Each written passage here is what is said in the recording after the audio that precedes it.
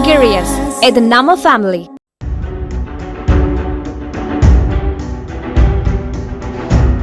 சென்னை கோயம்பேடு முனியப்பர் நகரில் வசித்து வரும் தமிழ்வாணன் மாலை கட்டும் தொழில் செய்து வருகிறார். இவரது இரண்டாவது மகனான ஆதவன் வீட்டில் உறங்கிக் கொண்டிருந்துள்ளார். அப்போது பரனில் இருந்த பூமாலை வெட்டுவதற்காக பயன்படுத்தப்படும் கத்திரிக்கோலை வீட்டில் வளர்த்த பூனை தட்டிவிட்டுள்ளது.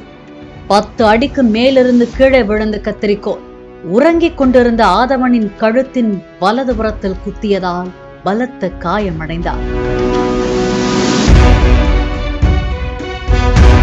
ரத்தம் வெளியேறி வலியால் துடிதுடித்து போன ஆதவனை மீட்ட பெற்றோர் ராஜீவ்காந்தி அரசு மருத்துவமனை இரத்த நாள அறுவை சிகிச்சை துறையில் அனுமதித்தனர்.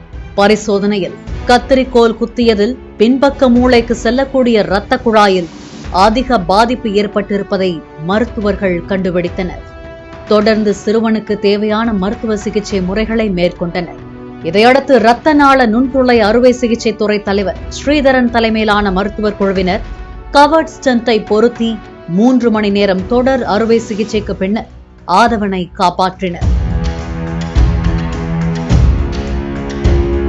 காயங்களை ஏற்படுத்தும் கத்திரிக்கோல் போன்றவற்றை ஆபத்தை விளைவிக்கும் வகையில் வைக்க வேண்டாம் என மருத்துவர்கள் அறிவுரை கூறியுள்ளனர்.